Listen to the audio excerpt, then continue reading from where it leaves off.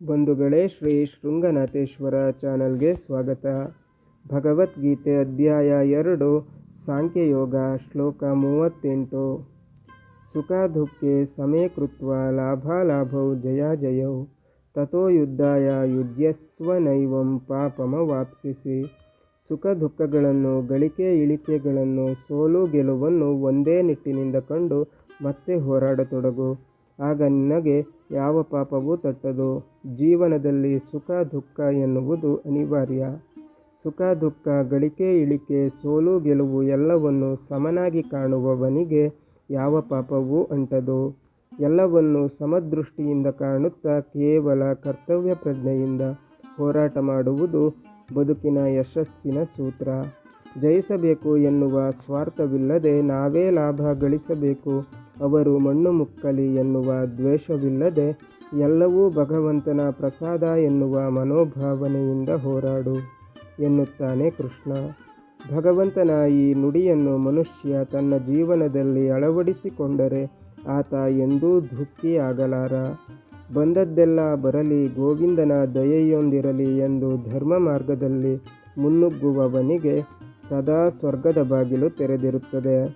ಆತನಿಗೆ ದುಃಖ ದುಃಖವಾಗಿ ಕಾಣಲಾರದು, ಸೋಲು ಸೋಲಾಗಿ ಕಾಣಲಾರದು. ಆತನಿಗೆ ಇಹವೂ ಸ್ವರ್ಗ, ಪರವೂ ಸ್ವರ್ಗ. ಇಲ್ಲಿಯವರೆಗೆ ಕೃಷ್ಣ ಆತ್ಮತತ್ವದ ಬಗೆಗೆ ಸಾಕಷ್ಟು ವಿವರಣೆಯನ್ನು ಅರ್ಜುನನಿಗೆ ಹೇಳಿದ. ಬದುಕು ಅಂದರೇನು, ಸಾವು ಅಂದರೇನು, ಆತ್ಮ ಪರಮಾತ್ಮ ತತ್ವಗಳ ಅಂತರಂಗದ ರಹಸ್ಯವೇನು, ಇವು ಹೇಗೆ ಯಾವ ಬದಲಾವಣೆಯಿಲ್ಲದೆ ಅನಾದಿ ನಿತ್ಯ ಎನ್ನುವುದನ್ನು ವಿವರಿಸಿ ಯುದ್ಧದ ಅವಶ್ಯಕತೆಯನ್ನು ಹೇಳಿದ. ಇಲ್ಲಿಂದ ಮುಂದೆ ಕೃಷ್ಣ ಸಾಂಖ್ಯದಿಂದ ಕರ್ಮದ ಕಡೆ ತಿರುಗುತ್ತಾನೆ. ನಾವು ಮನಸ್ಸಿನಲ್ಲಿ ವೇದಾಂತವನ್ನು ಎಷ್ಟು ರೂಢಿಸಿಕೊಂಡರೂ ತತ್ಕಾಲದ ಮನುಷ್ಯನ ದುಃಖ ಅದಮ್ಯವಾಗಿರುತ್ತದೆ ಎನ್ನುವುದನ್ನು ಗೀತೆ ಸ್ಪಷ್ಟವಾಗಿ ತಿಳಿಸುತ್ತದೆ.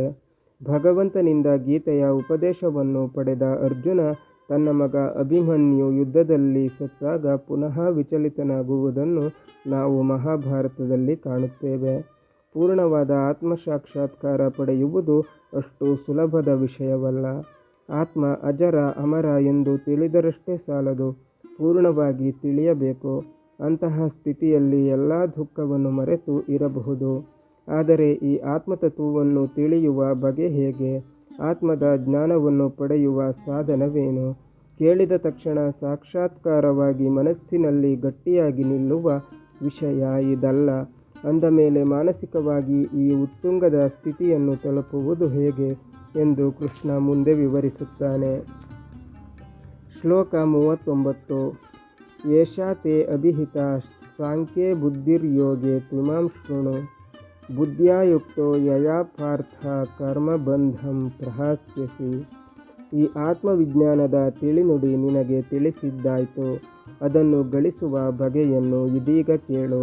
ಪಾರ್ಥ, ಈ ತಿಳಿನುಡಿಯಿಂದ ನೀನು ತಿಳಿಯಾದಾಗ ಕರ್ಮದ ಕಟ್ಟನ್ನು ಕಳೆದುಕೊಳ್ಳುವೆ.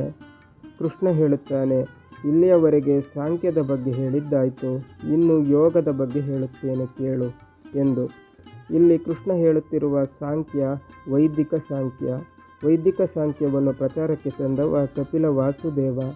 ಸಾಂಖ್ಯ ಅಂದರೆ ಸಮ್ಯಕ್ ಖ್ಯಾತಿ ಅಥವಾ ಸರಿಯಾದ ಅರಿವು. ಇದು ಆತ್ಮದ ಅರಿವನ್ನು ಕೊಡುವ ಮೂಲತತ್ವ. ಈ ಕಾರಣದಿಂದ ಪ್ರಾಚೀನರು ಜ್ಞಾನವನ್ನು ಸಾಂಖ್ಯ ಎಂದು ಕರೆದರು. ಇಲ್ಲಿ ಸಾಂಖ್ಯ ಎಂದರೆ ಖಚಿತವಾದ ಆತ್ಮಜ್ಞಾನ. ಇಲ್ಲಿ ಹೇಳುತ್ತಿರುವ ಯೋಗ ಪತಂಜಲಿಯ ಯೋಗವಲ್ಲ, ವೈದಿಕ ಯೋಗ. ಸಾಮಾನ್ಯ ಯೋಗಕ್ಕೆ ದೇವರ ಅಸ್ತಿತ್ವದ ದೃಢ ನಂಬಿಕೆ ಬೇಕಿಲ್ಲ. ಮನಸ್ಸನ್ನು ಯಾವುದೋ ಒಂದರ ಮೇಲೆ ನಿರಂತರ ಏಕಾಗ್ರತೆ ಮಾಡುವುದರಿಂದ ಅನೇಕ ಪವಾಡಗಳನ್ನು ಮಾಡಬಹುದು. ಆದರೆ ಇದು ನಿಜವಾದ ಆತ್ಮ ಸಾಕ್ಷಾತ್ಕಾರವಲ್ಲ. 10 ವರ್ಷ ಯೋಗ ಸಾಧನೆ ಮಾಡಿ ನೀರಿನ ಮೇಲೆ ನಡೆಯಲು ಕಲಿತವನ ಕಥೆಯನ್ನು ನಾವೆಲ್ಲರೂ ಕೇಳಿದ್ದೇವೆ. ಈ ರೀತಿ ಯೋಗದಿಂದ ಪವಾಡಗಳನ್ನು ಕಲಿತು ಪ್ರದರ್ಶಿಸುವುದನ್ನು ವೈದಿಕ ಯೋಗ ನಿಷೇಧಿಸುತ್ತದೆ. ಎಂತಹ ಅಂತಃಶಕ್ತಿ ಪಡೆದರೂ ಅದನ್ನು ಪ್ರದರ್ಶಿಸಕೂಡದು. ನೀರಿನ ಮೇಲೆ ನಡೆಯಲು ಕಲಿತ ತಕ್ಷಣ ನಮಗೆ ಆತ್ಮ ಸಾಕ್ಷಾತ್ಕಾರವಾಗದು. ಇಂತಹ ಇಂದ್ರಜಾಲವನ್ನು ಯಾರು ಬೇಕಾದರೂ ಗಳಿಸಬಹುದು.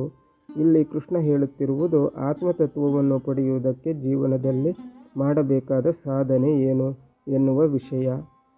ಸಾಂಖ್ಯವನ್ನು ತಿಳಿಯುವ ಮಾತನ್ನು ಹೇಳಿದೆ. ಇನ್ನು ಜ್ಞಾನದ ದಾರಿಯಲ್ಲಿ ಸಾಗಿ ಸಿದ್ಧಿ ಪಡೆಯಬೇಕಾದರೆ ಬೇಕಾದ ಉಪಾಯವನ್ನು ಹೇಳುತ್ತೇನೆ ಕೇಳು ಎನ್ನುತ್ತಾನೆ ಕೃಷ್ಣ.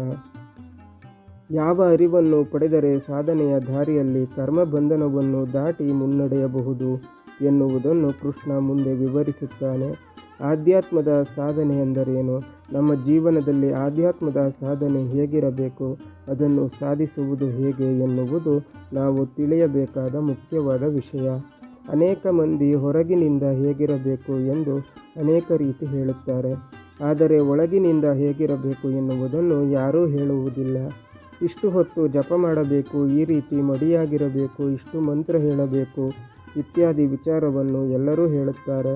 ಆದರೆ ಅಂತರಂಗ ಹೇಗಿರಬೇಕು ಎನ್ನುವುದು ಹೆಚ್ಚಿನವರಿಗೆ ತಿಳಿದಿಲ್ಲ. ಅಂತರಂಗದ ಸಾಧನೆ ಇಲ್ಲದೆ ಕೇವಲ ಬಾಹ್ಯ ವೇಷದಿಂದ ಜಪ ತಪದಿಂದ ಏನನ್ನೂ ಸಾಧಿಸಲು ಸಾಧ್ಯವಿಲ್ಲ. ಯೋಗ ಸಾಧನೆ ಎಂದರೆ ನಾವು ಯಾವ ಬಟ್ಟೆ ತೊಡುತ್ತೇವೆ, ಮೈಗೆ ಏನು ಹಚ್ಚಿಕೊಳ್ಳುತ್ತೇವೆ ಎನ್ನುವುದಲ್ಲ. ಅದು ನಮ್ಮ ಅಂತರಂಗದ ನಡೆ. ಅಂತರಂಗ ಮತ್ತು ಬಹಿರಂಗ ಏಕವಾಗಿರುವ ಸ್ಥಿತಿ. ನಮ್ಮ ನಡೆ, ನಮ್ಮ ನಂಬಿಕೆ, ನಮ್ಮ ಪ್ರಾಮಾಣಿಕತೆಯೇ ನಮ್ಮ ನಿಜವಾದ ಧರ್ಮ. ಅಂತಹ ಅಂತರಂಗದ ಸಾಧನೆ ಅತಿ ಮುಖ್ಯ. ಅದನ್ನು ಕೃಷ್ಣ ಮುಂದೆ ವಿವರಿಸುತ್ತಾನೆ. ಜ್ಞಾನ ಬೇಕು ನಿಜ, ಆದರೆ ಆತ್ಮಜ್ಞಾನವನ್ನು ಪಡೆಯಲು ನಮ್ಮ ಸಾಧನೆ ಏನಿರಬೇಕು, ಈ ಸಂಸಾರ ಬಂಧವನ್ನು ಕಳಚಿಕೊಳ್ಳುವ ಸಾಧನ ಯಾವುದು ಎನ್ನುವುದನ್ನು ಮುಂದಿನ ಶ್ಲೋಕಗಳಲ್ಲಿ ಸುವಿವರವಾಗಿ ಕಾಣುತ್ತೇವೆ.